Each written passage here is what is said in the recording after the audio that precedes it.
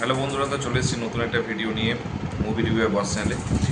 তো আজকে অ্যাকচুয়ালি যে মুভিটা রিভিউ করছি সেটা হচ্ছে Kantara chapter 1, Rishabh Shetty director, Rishabh Shetty hero. তো সেই মুভিটা নিয়ে যেটা হচ্ছে ক্লাইম্যাক্স সিন, কান্তারাতে যে ক্লাইম্যাক্স সিন দেখেছিল, এবং আমার মনে হয় না ইন্ডিয়ান ফিল্ম ইন্ডাস্ট্রিতে এরকম ক্লাইম্যাক্স কোনো দিন কেউ দেখেছিল। নিজেদের কালচারটাকে নিয়ে যে লেভেলের একটা দেখিয়েছে, সেটার পর সত্যি কথা বলতে কি আমি মানে শকড হয়েছিলাম। এবং সত্যি কথা বলতে কি কান্তারাটা আমি দেখেছিলাম ওটিটিতে। আমি দেখ তো ওই লেভেলের হচ্ছে মানে আমি দেখি আজ পর্যন্ত সত্যি দেখি। এবং আমি ওটিটিতে দেখেছিলাম, ওটিটিতে দেখার পর ভাবছিলাম যে কেন আমি সিনেমা হলে এক্সপিরিয়েন্স করিনি। ডেফিনেটলি তখন হচ্ছে আমি কলকাতায় থাকতামও না, সেটা একটা ফার্স্ট পয়েন্ট। সেকেন্ড হচ্ছে তখন মুভির প্রতি এতটা মানে নেশা ছিল, বাট হলে যে দেখবো অনেক টাকা খরচা সেসব ভাবতাম। কিন্তু এখন বিশ্বাস করো, আমি এই যে মুভিটা দেখার পর আমার পুরোপুরি ফিল হয়েছে। এবং তারপর আমার টার্গেট ছিল কান্তারা চ্যাপ্টার 1 ফার্স্ট দেখতে যাবো, তারপরে এসএসটিকে দেখতে যাবো। তো সত্যি কথা সকালবেলায় মর্নিংয়ে ফার্স্ট শোতে দেখতে গিয়ে আমি বুঝতে পেরেছি। এবং সবচেয়ে অবাক লাগে যে মানুষ হচ্ছে হলে খুব কম লোকেই দেখতে গিয়েছে, যদিও কালকে রাত্রেবেলা অনেকে এনজয় করেছে যেহেতু দুর্গাপুজো চলছে এবং সেকেন্ড লাস্ট ডে অ্যাকচুয়ালি, তারপর নবরাত্রি ছিল, সেটাও একটা রিজন ছিল, তার জন্য মানুষেরা রাত্রেবেলায় সকাল মর্নিং শো দেখতে পায়নি। বাট কম মানুষ হয়েছিল, এর জন্য কি হচ্ছে সিনেমাটা খুব ভালো করে দেখা গেছে এবং কোনো ডিস্টার্ব হয়নি। নাহলে কি পাশাপাশি এসব টাইপের মুভিতে পাশাপাশি মোবাইলে লোকে ফোন আসে বা কথা বলে ইন্টারেস্টিং পার্টগুলো নষ্ট হয়ে যাবে।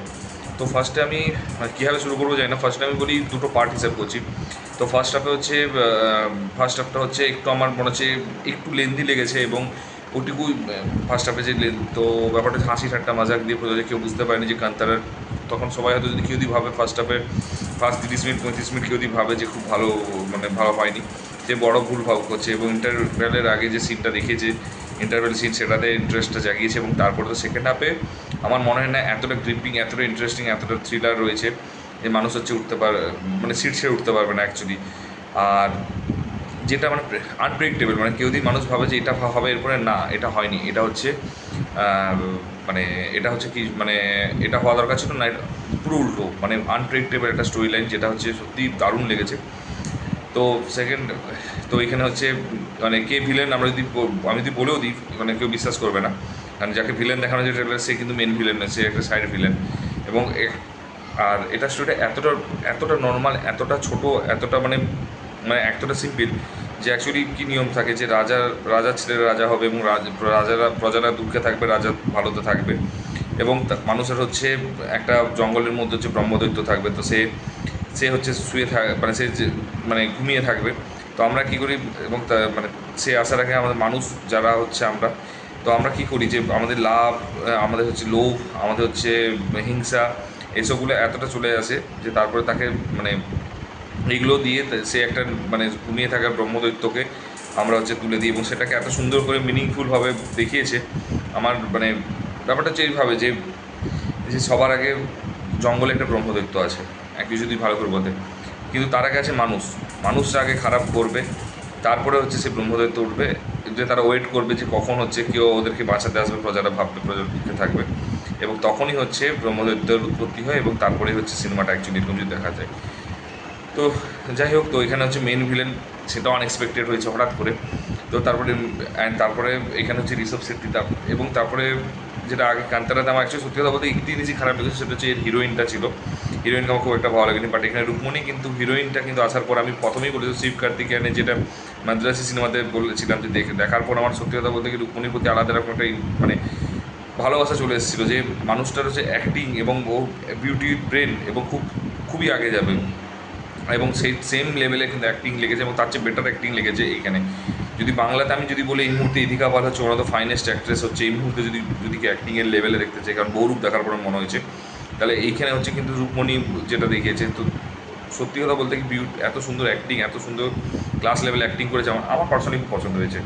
তো রুকমণির অ্যাক্টিংটা হোক বা ঋষভ শেট্টি নিয়ে কোনো কথা হবে না, as a director, as a story writer, as a hero, আমি ঋষভ শেট্টি নিয়ে কোনো কথা বলবো না। আমার ছিল ওই লেভেলের মানে ক্ষমতা নেই যে ওই মানুষটা নিয়ে আমরা ডিসকাস করবো কান্তারা বা কান্তারা চ্যাপ্টার 1 দেখে।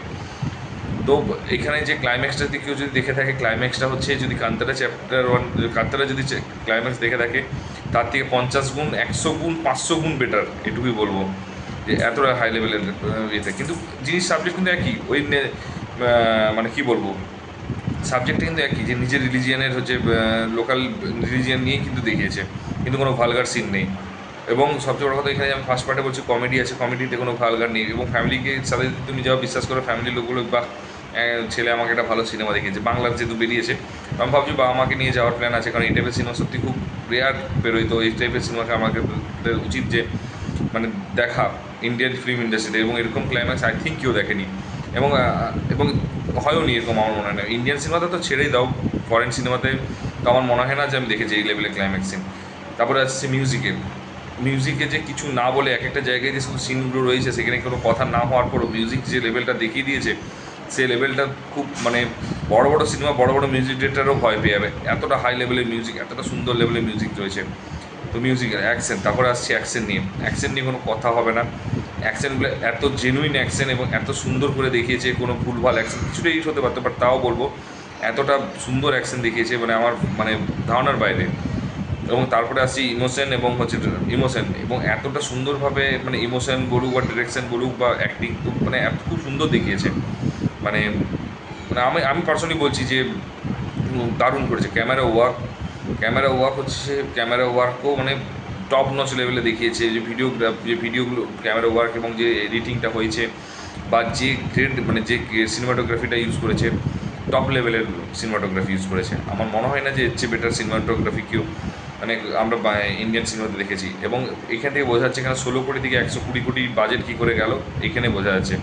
এবং এখানে একটা ট্রেলারে একটা জিনিস বাঘ দেখিয়েছে, যে বাঘটাকে সবাই হয়ে গেছিলো যে আরে ভাই বাঘের বিএফএক্সটাও ঠিক আছে, ঠিক আছে, সেই বাঘটাকে এত সুন্দর, আমি বলবো স্টোরি বলবো না, কারণ আমি রিভিল করবো না, কারণ এই টাইপের স্টোরি যদি রিভিল করে দিই তাহলে কিন্তু পুরোটাই মানে জিনিসটা হচ্ছে ঋষভ শেট্টির সাথে আমরা ধোকা করবো।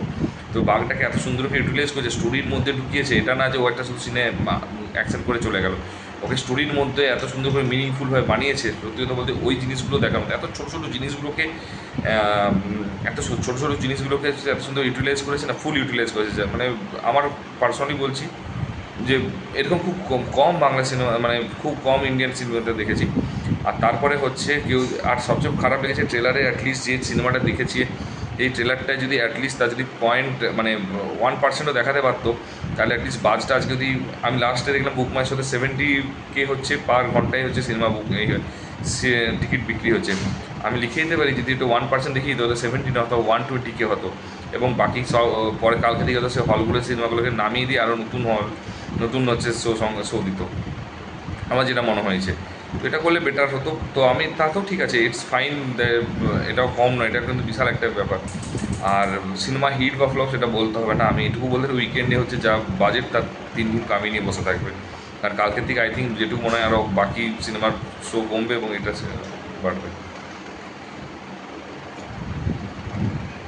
তো কান্তারা, একটা কথা বলবো, কান্তারা হচ্ছে আউট অ্যান্ড আউট একটা দুর্দান্ত মুভি, ফ্যান্টাস্টিক মুভি। আমি একটা জিনিস বলবো যে তার অ্যাক্টিং হোক, মিউজিক হোক, ক্যামেরা হোক, ভিডিও এডিটিং হোক, ইমোশন হোক, স্টোরি হোক, ক্লাইম্যাক্স হোক, ইচ অ্যান্ড এভরিথিং বেস্ট। এবং একটা জিনিস বলো, সিট ছেড়ে কেউ উঠবে না, কারণ পোস্ট ক্রেডিট সিনে কিন্তু কান্তারা চ্যাপ্টার 2 এর কিন্তু অ্যানাউন্সমেন্ট হয়ে গেছে।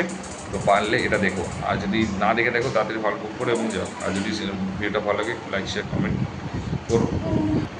আর যদি চ্যানেলে নতুন হও তাহলে অবশ্যই একটু সাবস্ক্রাইব করে দিও। আর দেখা হচ্ছে পরের ভিডিওতে। ভালো থেকো, take care, tata, bye by.